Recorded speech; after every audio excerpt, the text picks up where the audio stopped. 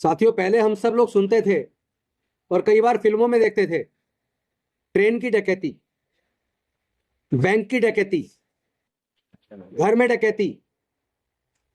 लेकिन आज पूरा देश देख रहा है चुनाव की डकैती, वोट की डकैती। जब पूरे देश के लोगों की वोट की चोरी कर कर केंद्र में एक सरकार बनवा दी, वो भी वोट की डकैती करके।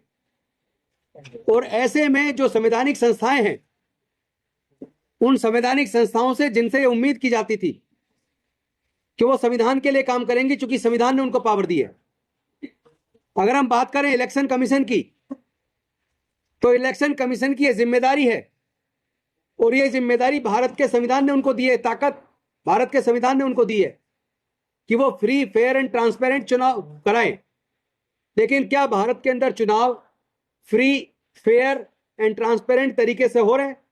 हम देखते हैं कि जब भी कोई वोट चोरी का मामला आता है, घोटाला आता है, जैसा आदरणीय राहुल गांधी जी ने तो इतने बड़े प्रमाण, इतनी बड़ी मात्रा में प्रमाण सामने रख दिए, लेकिन हम देख रहे हैं कि भारतीय जनता पार्टी और उनसे जुड़े लोग कहते हैं कि वो कोर्ट क्यों नहीं जाते। अक्सर आप देखोगे भारतीय जनता पार्टी, आरएसएस से जुड़े लोग कहते हैं वो कोर्ट क्यों नहीं जाते, आप कोर्ट जाओ।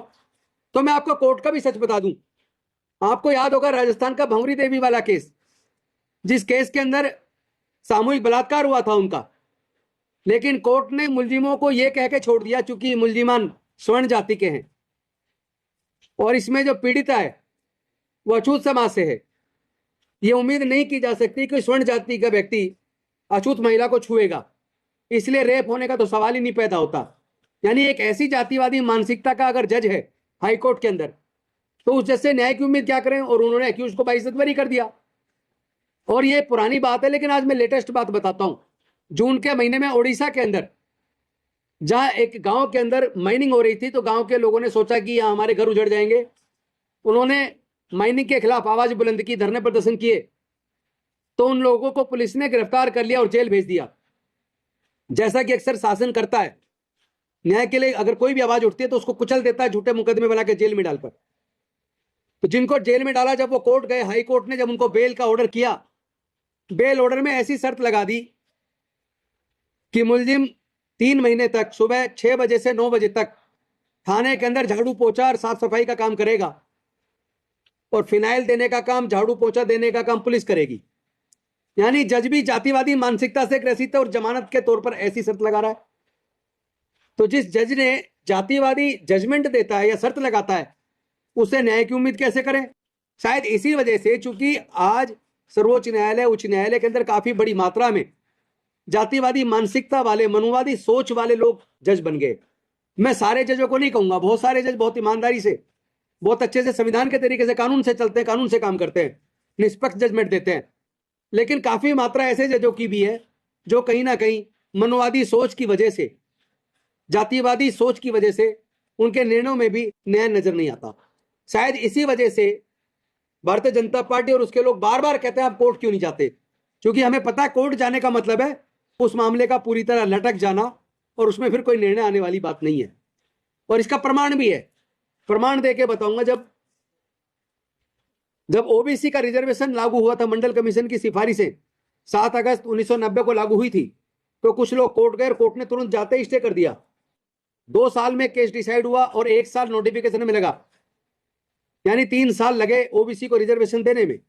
लेकिन जब ईडब्ल्यूएस को, जनरल कैटेगरी को देने की बात आई, तो 4 दिन के अंदर दे दिया। 1 दिन में कैबिनेट में पास, दूसरे दिन लोकसभा में पास, और तीसरे दिन राज्यसभा का टाइम बढ़ाकर राज्यसभा से पास, और चौथे दिन राष्ट्रपति की सिग्नेचर होकर नोटिफिकेशन भी होगा रात की रात ही, और 4 दिन के अंदर लागू हो गया। और जब कोर्ट गए तो कोर्ट ने उसको स्टे नहीं किया, ओबीसी के रिजर्वेशन को स्टे किया, लेकिन ईडब्ल्यूएस को नहीं किया।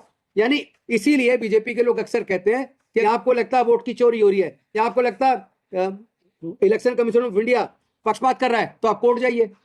कोर्ट कहां जाएं? कौन से कोर्ट में जाएं? किस कोर्ट पे भरोसा करें? आज तो हमारा भरोसा ही टूटता दिख रहा है। इलेक्शन कमीशन के इस व्यवहार से हम लोग दुखी हैं, क्योंकि जिस तरह 5 साल के अंदर, पिछले लोकसभा चुनाव से इस लोकसभा चुनाव तक महाराष्ट्र के अंदर केवल लगभग 32 लाख नए वोट बने, और फिर 5 महीने के अंदर लोकसभा चुनाव के बाद विधानसभा के चुनाव आते ही 5 महीने के अंदर करीब 1 करोड़ नए वोट बन गए। तो आखिर ये नए वोट कहां से आ गए अचानक 5 महीने के अंदर?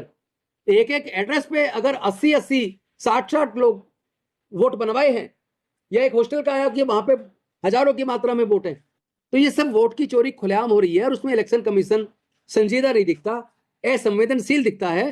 तो ऐसे में मुझे तो एक ही चीज नजर आती है, क्योंकि मैं एक वकील भी हूं और एक सामाजिक संस्था मिशन जय भीम का फाउंडर भी हूं, इस नाते मेरा स्पष्ट मत है कि पूरे देश के लोगों को तय करना पड़ेगा कि आपको ये वोट की चोरी आप अलाउ करते हैं क्या, आप सिर्फ धर्म की वजह से, क्योंकि पूरे देश को दो भागों में बांट दिया है बीजेपी ने, हिंदू मुसलमान करके, दलित और दलित वंचित जो पिछड़ा वर्ग है उसके खिलाफ एक दूसरा जो अगड़ा वर्ग है उसको खड़ा कर दिया है, और तमाम मीडिया सारा उनके साथ है। मीडिया सच को दिखाने की बजाय, वोट की चोरी दिखाने की बजाय, मीडिया वो भाषा बोल रहा है जो केंद्र की सरकार बोल रही है। तो इस मीडिया को मीडिया कैसे माने? ऐसे में मुझे तो एक ही चीज नजर आती है कि अगर लोग चाहते हैं देश के अंदर प्रजातंत्र बचे, अगर लोग चाहते हैं देश का संविधान बचे, अगर लोग चाहते हैं उनके वोट की कीमत बने, तो अब पूरे देश में एक बहुत बड़ा जन आंदोलन छेड़ने की जरूरत है। और भारत का संविधान हमें इजाजत देता है कि हम संवैधानिक तरीके से एक जन आंदोलन करके देश के प्रजातंत्र को बचा सकते हैं। पहले भी भारत के लोगों ने जब जब मुसीबत आई है, एकजुट होकर सरकार के खिलाफ बड़े जन आंदोलन छेड़े और देश के प्रजातंत्र को बचाने का काम किया है। अब बहुत जल्द हम भी सबसे बात करके एक डेट डिक्लेयर करेंगे और देश के प्रजातंत्र को बचाने के लिए, वोट की चोरी को रोकने के लिए हम पूरे देश के स्तर पर बहुत बड़ा जन आंदोलन छेड़ेंगे। और हम उम्मीद करते हैं जो लोग संविधान में भरोसा करते हैं, न्याय में भरोसा करते हैं, जो लोग चाहते हैं उनके वोट की रक्षा हो, चोरी ना हो, उन सब लोगों को पूरे देश में जाति धर्म से ऊपर उठकर इस जन आंदोलन में शरीक होकर अपने देश के संविधान को और लोकतंत्र को लोग बचाएंगे।